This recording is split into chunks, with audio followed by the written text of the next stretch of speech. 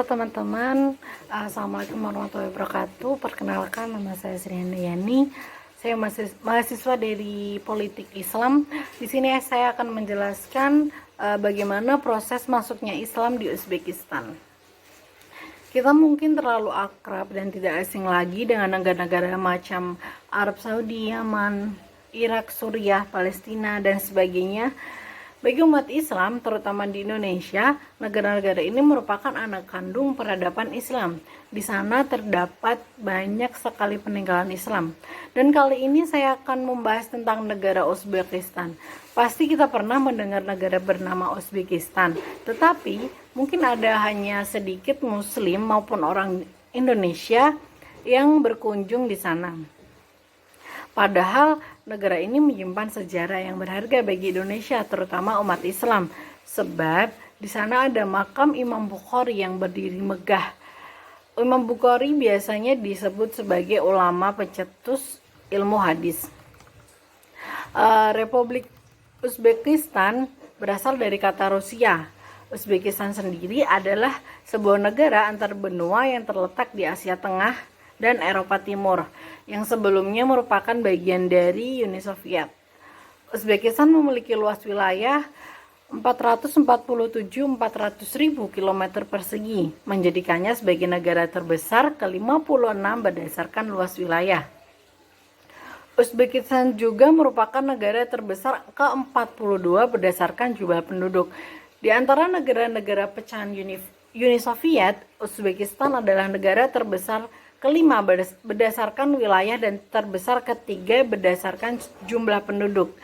Dan Uzbekistan adalah negara yang terkurung daratan kering, sehingga tidak ada sungai yang mengarah ke laut.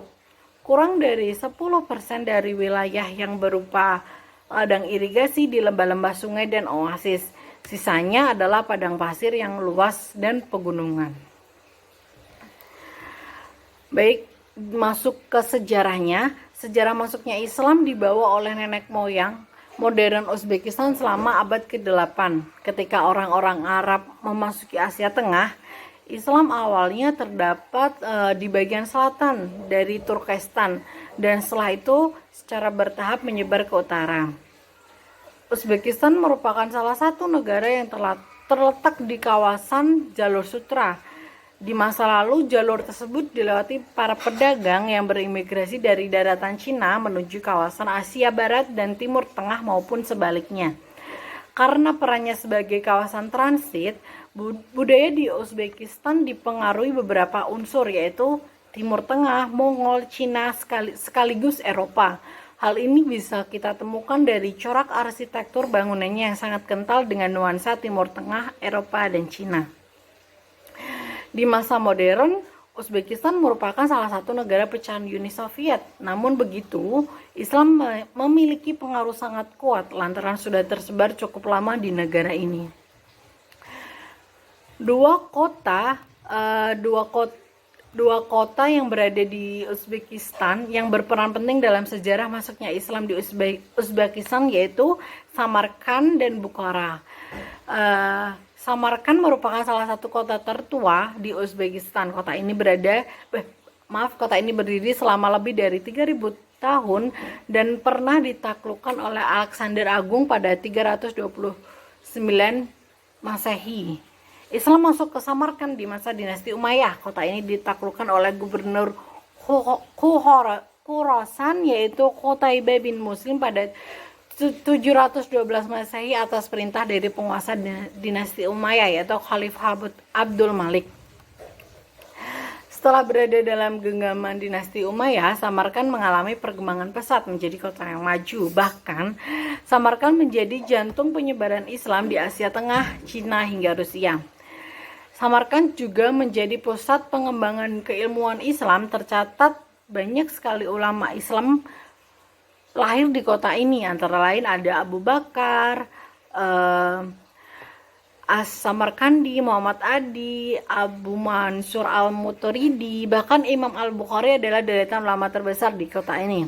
Pada tahun 204 Hijriah atau 819 Masehi, Al-Ma'mun, Khalifah dari dinasti Bani Abbas berpusat di Baghdad, menyerahkan urusan pemerintah negara Transsokyana, khususnya Samarkand dan Bukhara kepada keluarga asal. Sejak itu, dua kota ini berada di bawah kekuasaan dinasti Samaniyah. Dalam pemerintah dinasti Samaniyah, Samarkand menjadi daerah yang sangat makmur dan masyarakatnya hidup sejahtera. Ketika itu, Samarkand dan Bukhara masing-masing terbagi menjadi 3 bagian, sebagaimana lazimnya kota-kota di Persia, yaitu daerah benteng, kota sebagai pusat dan perkampungan setelah dinasti Samaniyah runtuh. Samarkand dan Bukhara jatuh ke tangan dinasti Saljuk Sanjar tahun 1102 Masehi.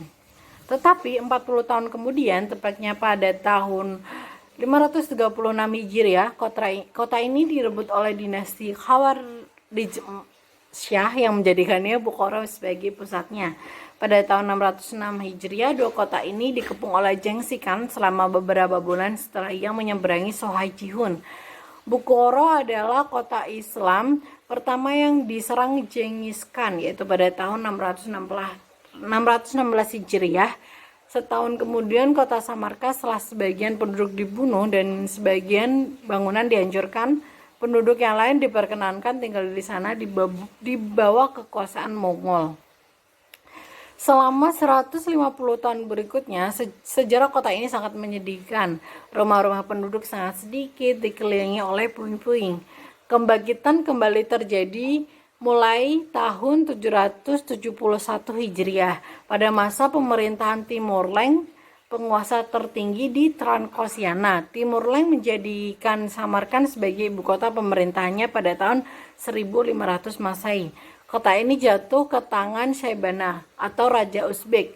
Setelah ia wafat, pada tahun itu juga direbut oleh Babur, Raja India. Akan tetapi tahun berikutnya, Babur kembali ke India dan daerah Transoksiana kembali dikuasai orang-orang Uzbekistan. Pada tahun 1917 Masehi, Uni Soviet berdiri dan Uzbekistan yang di dalamnya terdapat Samarkand dan Pura menjadi bagian dari Uni Soviet. Demikian penjelasan dari saya. Mohon maaf kalau ada salah kata. Terima kasih, selamat menonton. Semoga bermanfaat bagi kita semua.